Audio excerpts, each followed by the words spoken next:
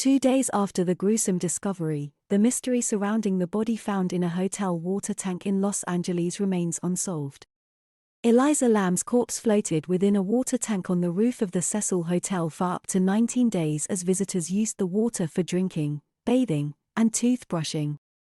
The 21-year-old Canadian visitor was discovered inside one of 4 water cisterns by a maintenance worker who was investigating complaints about the hotel's water, according to Los Angeles Police Sergeant Rudy Lopez. Where and how did Elisa Lam pass away? For obvious reasons, Lopez added, Los Angeles robbery homicide investigators are examining this death as suspect. It would be an extraordinary accident to fall through a locked door and land on top of a covered water tank. Assistant Chief Coroner Ed Winter stated on Thursday that an autopsy had been performed but that the cause of death has been postponed pending additional investigation.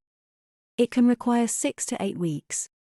It will be a few weeks before the toxicology test result is available to the investigators, which would reveal whether Lam had any medicines in her system.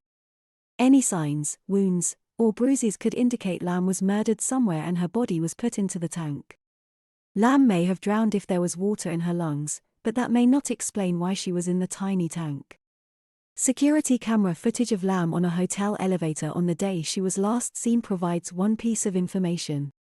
She enters the elevator, operates the buttons for 4 levels, and then appears to be hiding or looking for someone as she peers out the open elevator door.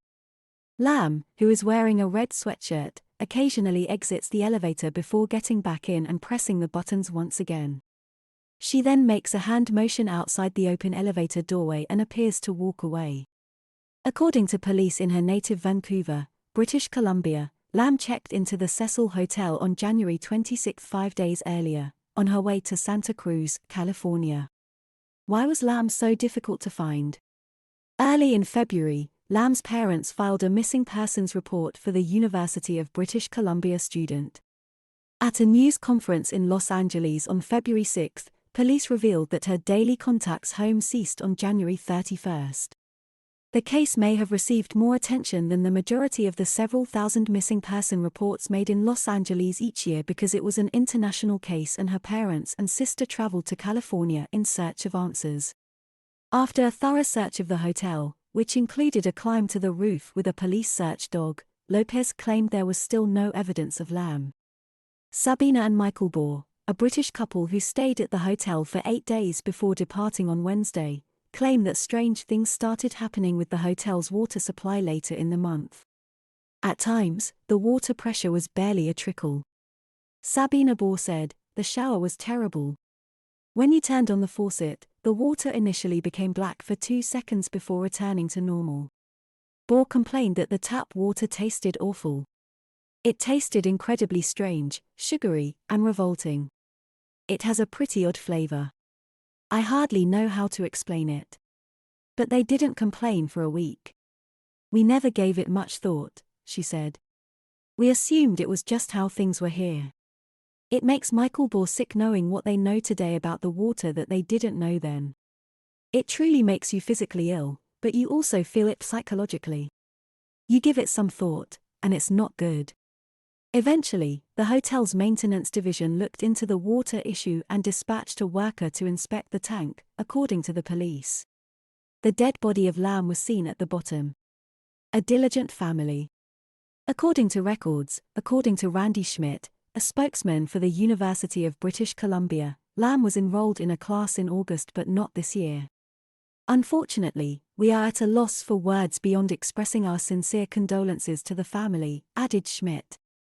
Lam frequently took the bus, the Los Angeles police reported. Lam spent a week there in the beginning of December, according to Taker Steins, manager of a hostel in Toronto, Canada. Steins described the girl as outgoing and friendly.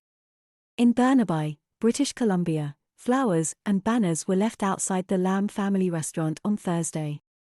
Nearby employee Tanya Groman expressed her sadness over the loss and the fact that the young woman's family was unaware of what had happened to her.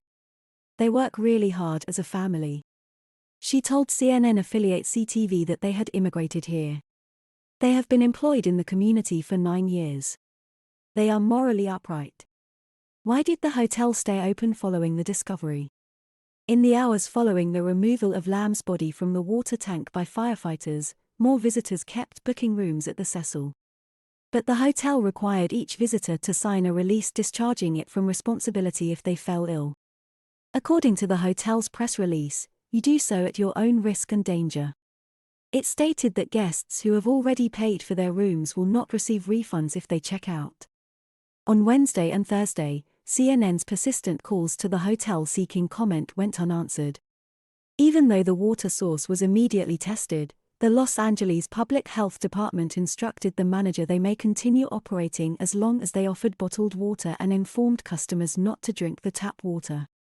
Angelo Bello, the department's director of environmental health, stated that the testing findings revealed no hazardous bacteria in the tank or the pipes. He suggested that the presence of chlorine in the city's water is the cause of its safety. Bellomo noted that all of the building's tanks and pipes still need to be drained, cleaned, and sanitized. After that procedure, which ought to take a few days, the water will be retested. A number of visitors questioned by CNN on Wednesday claimed the hotel staff had not informed them of the body in the water supply they had been drinking and using for baths. A CNN reporter told Key Nguyen about it on Wednesday morning. He made the choice to choose another hotel instead of signing the waiver. Many of the hotel's visitors are tourists from other nations who are attracted by its reputation as a European-style hotel that is the ideal lodging for spendthrifty travelers.